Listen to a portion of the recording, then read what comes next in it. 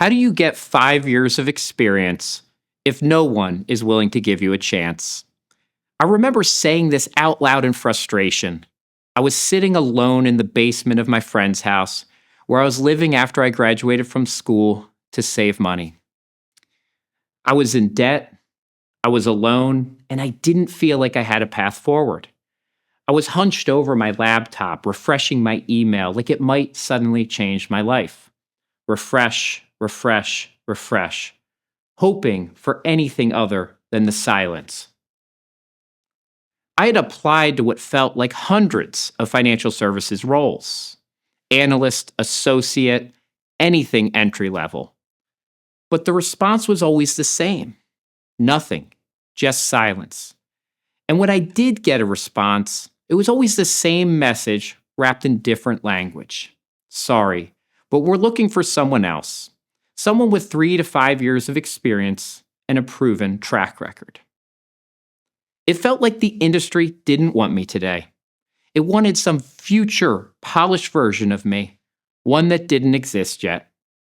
The industry didn't want to develop me. The industry wanted somebody else to do this. Eventually, I started to get a few interviews, and for a moment I thought this was the real break that I needed. But the conversations always shifted quickly. Tell me about your network. Who would you bring in as clients? How would you start building a book of business? What I realized was they weren't really interviewing me, they were interviewing my community. My family is in construction. My community wasn't filled with high net worth investors or business owners looking for financial advice. It wasn't that I was lazy or unmotivated or not committed, but the message felt clear to me. I wasn't welcomed, at least not yet. There was no pathway, no bridge between who I was and who they wanted. My college and extensive education hadn't prepared me for this world. No one taught me how to become the person they are all looking for. And for as long as I can remember, we've heard the same story about the next generation, about me 20 years ago, and about young people today. We keep hearing the same 3 things. First, that they're lazy. They don't work hard enough. Second, that they're unmotivated. They expect too much too quickly for what they're doing. A sense of entitlement. And third, they're not committed. They lack loyalty to the company. It's a story we repeat so often that it feels like the truth. We have convinced ourselves that the next generation is somehow broken. And for a long time, I believed it too. Now let's look at financial services as an example of this problem. Over 71% of financial advisors drop out within the first 5 years. According to research, there will be a 110,000 financial advisor shortfall by 2034. And in 2025 alone, the industry saw a 4,000 net advisor loss, with more people leaving the industry than coming in. The financial services industry is facing a clear retention and attraction and development of talent issue for young professionals. While the blame is being placed on the next generation for being lazy, unmotivated, and not committed, the real failure is in the development plans currently in place. Now imagine for a second a room of 10 young, talented professionals. Fast forward 5 years. Only 3 of them are left in the room. This is unacceptable. But what if it doesn't need to be this way? What if instead of blaming and labeling the next generation as lazy, unmotivated, and not committed, instead we take a step back and recognize that it is our development plans and bridges that are failing? In a world where technology is changing the workplace faster than ever before, and entry-level pathways are disappearing, we need to support development plans for the next generation. Talent is everywhere. Opportunity is not. Now let's go back to me in that basement, that proverbial basement that many of you have probably found yourself in. How did I get out of that basement and find the opportunity to enter the industry, to develop and stay there? Well, eventually, I gave up. I gave up on finding a pathway that was already built for me. Instead, I decided to bet on myself and lean into the experiences that I did have from my first mentor and hero, my mom. Hi, Mom. She didn't work in financial services. She didn't teach me about the markets or products or investing. She taught me how to work really hard. She was a business owner, an entrepreneur. No one would ever label her as lazy. I wanted to be like her. She taught me how to build, how to take ownership, and how to run a business when everything is on the line. Especially after my dad passed away. My mom is still my hero and mentor. So I started my own consulting firm. If no one was going to develop me, I would develop myself. I leveraged her mentorship to get going and build something the hard way by trying, failing, but never giving up. It was her mentorship that got me going. While her mentorship wasn't a traditional type of financial service mentorship, it gave me something invaluable nonetheless. A way forward. But I knew in order to develop and thrive in this industry, I needed more. I then got the opportunity to help build education programs at the American College of Financial Services. It was here that I would meet two amazing individuals that would help me see a different version of myself. First, David Littell. David Littell was a former Olympic athlete. He was a natural coach. He showed me what disciplined coaching looks like. He poured into me, challenged me, helped me grow into my roles with intention.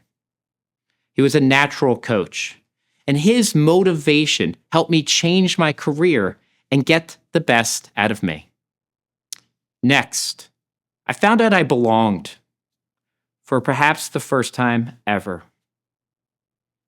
My next mentor, Christopher Worley, he was a former fundraiser, and he showed me something just as powerful, community, and that I belonged. He showed me that my success in this industry wouldn't just be based on what I know, but who you know and how you connect with them. I found community. He invited me in, referred me to others, brought me into the industry, an industry that I hadn't felt welcomed in until he made it happen. Finally, I had a path forward, a way to develop, stay in the industry, and build. It wasn't that I was lazy or unmotivated or uncommitted. The problem was that people like me didn't have a pathway to 5 years of experience. The bridge wasn't built for us. So I decided that I wouldn't just stay in the system, I would help rebuild it for the next generation. And that's just what I did. I built a bridge program, a development program to close this gap. It was designed to help attract, develop, and retain young, talented professionals in the financial services world. I felt like I had gotten lucky with my mentors and my pathway, but the future of the next generation couldn't hinge on luck alone. But instead, it needs to be purposely cultivated and developed. Now let's take a look at the three main pillars that changed my career and became the core parts of this development program: coaching, mentorship, and community. Why does coaching work? 70% of those with formal coaching report improved performance at work. And employers see 22% higher retention rates. Most students leave school with the knowledge, but not the context of what it takes to succeed in the business world. They understand the concepts, but not how to apply them. They know the rules, but not how the game is really played. Think about all the great coaches out there. They get the most out of talent. They help turn potential into performance. Coaching is not about creating talent, but unlocking it. I built the coaching program to help with this challenge. Young professionals have the potential, but they need help getting there. Coaching is not about telling people what to do, but instead helping them see that they are capable of doing it. It's about showing them how to move forward in their career by helping them understand how the game is played, how the industry really works, and about understanding themselves, their own strengths and limitations. When people know what's expected of them, motivation comes naturally. Coaching turns potential into performance. Now, the second pillar.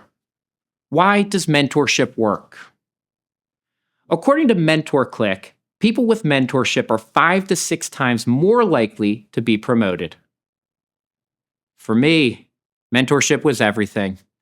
My mentor set me on a pathway to succeed and develop. But it couldn't just be luck. Mentorship for young professionals in the next generation needed to be purposeful. It needed to be structured. Not just the call me if you have a question type of mentorship. Young professionals don't just need advice. They need the experience and guidance of someone who has already lived it. Mentors and mentees thrive when they both feel a sense of connection. By matching young professionals with industry leaders based on both of their preferences, giving them both monthly materials for conversation and a 6-month structure, both the mentees and mentors thrived. There was a clear start, middle, and end for the relationship. But it's important to train both the mentees and mentors of how to get the most out of the relationship and what is expected of them. Together, mentors and mentees work on career navigation, goal setting, and role-playing real-world scenarios. Structured mentorship helps turn their talent and knowledge into real-world action, accelerating growth. Now the third pillar. Why does community work? Research shows that employees with a strong sense of belonging are 3.5 times more likely to be engaged at work than those that don't have that. Belonging changes how people show up. By intentionally bringing people into the industry, taking young professionals to conferences, events, and saying they belong in these professional spaces, they can see themselves succeeding. This approach is about building a purposeful community, not just showing up, but engaging, networking, and building long-term relationships. It's through these long-term relationships that community becomes a constant and connected web that helps shape their careers in the industry moving forward. But again, we can't just hope that community arises. It needs to be purposely cultivated. By bringing young professionals together, they help foster their own community and empower each other to stay and thrive throughout their careers. If coaching unlocks potential, mentorship accelerates growth, then community anchors retention. We stay where we feel like we belong, and we leave the spaces where we don't. The problem was never laziness, motivation, or commitment. The problem is that our development plans and bridges are failing.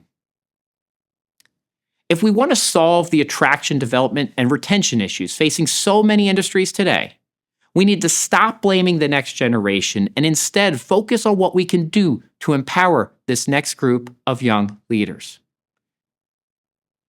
By investing in programs that offer coaching, mentorship, and community, we can flip the script.